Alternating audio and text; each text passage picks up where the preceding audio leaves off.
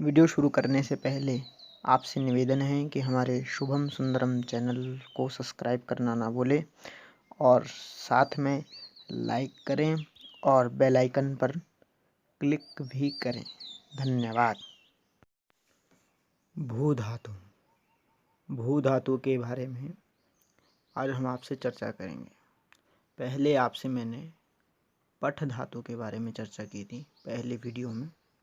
अब भू धातु के ऊपर चर्चा करेंगे कि भू धातु किस अर्थ में प्रयोग की जाती है, भू धातु का क्या अर्थ होता है और उसके कैसे रूप चलते हैं।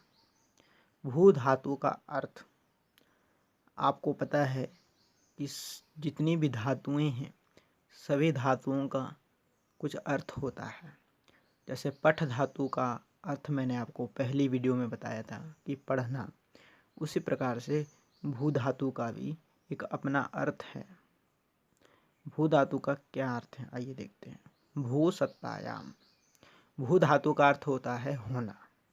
भू धातु होने के अर्थ में है, ठीक है। भू सत्तायाम मतलब होना।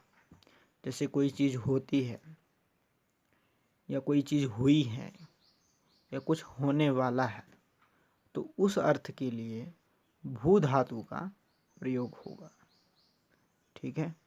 भू धातु का अर्थ होता है होना।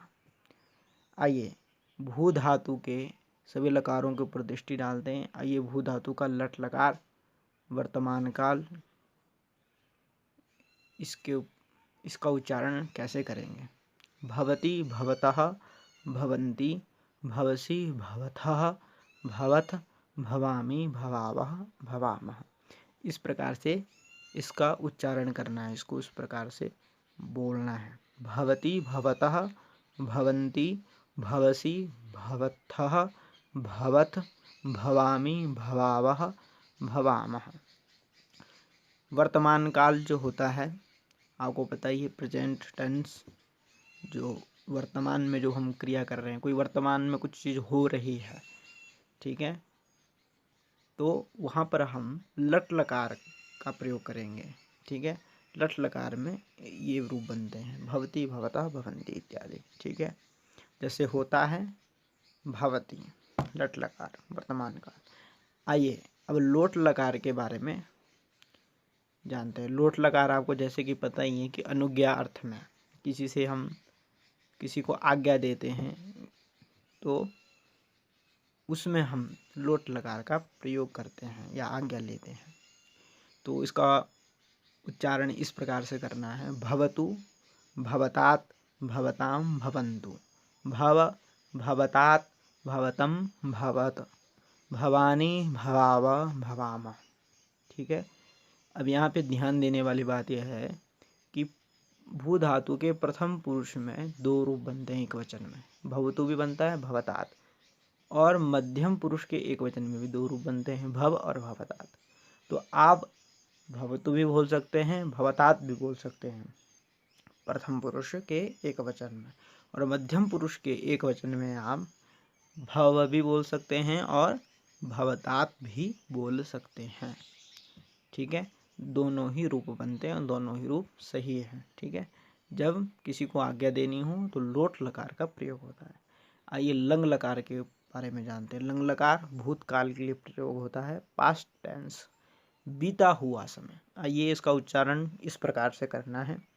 अभावत अभवताम अभवन अभवः अभवतम अभवत अभवम अभवाव अभवाम, ठीक है।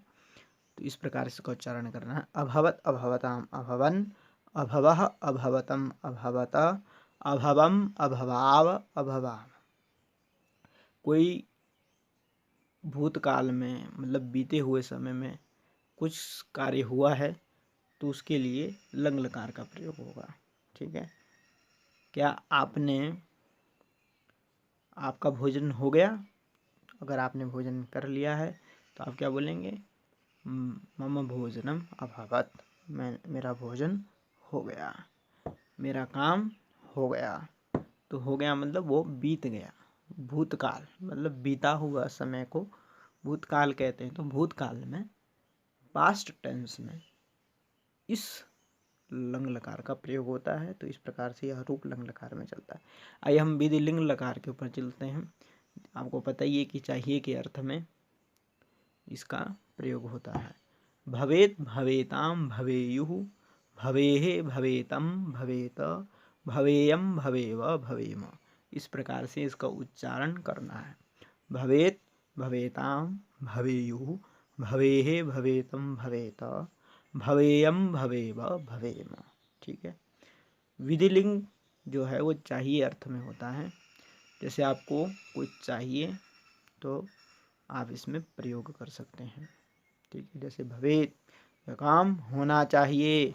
भवेताम, आप दोनों को ये काम करना चाहिए, या आप दोनों के द्वारा ये काम होना चाहिए। भवेयुः, आप सभी के द्वारा ये काम होना चाहिए। तो चाहिए के अर्थ में विधिलिंग लकार का प्रयोग होता है। तो इस प्रकार से इसका रूप चलता है। आइए लृट लकार के ऊपर भी आते हैं। लृट लकार का इस प्रकार से उच्चारण करना है। भविष्यति भविष्यतः भविष्यन्ति, भविष्यसि भविष्यथः भविष्यथः, भविष्यामि भविष्यावः भविष्यामः।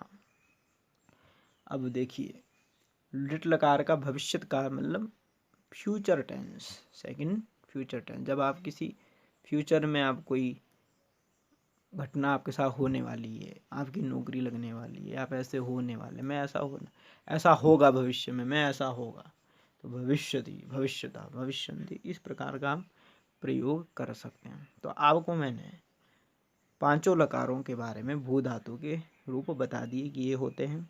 और ध्यान देने की बात यह है कि सभी धातुओं के एक जैसे ही रूप होते हैं।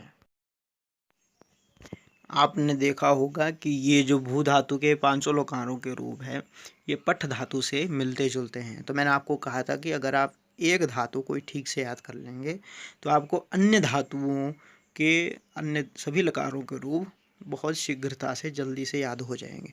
तो इसलिए इस कोई भी धातु आप एक याद कर लीजिए पांचों लकारों में, तो आपको सब याद हो जाएगी। ठीक है। कुछ समझ में ना आए तो उसको दोबारा पूछे। वीडियो देखने के लिए धन्यवाद, और मेरे चैनल को सब्सक्राइब ज़रूर कर लें।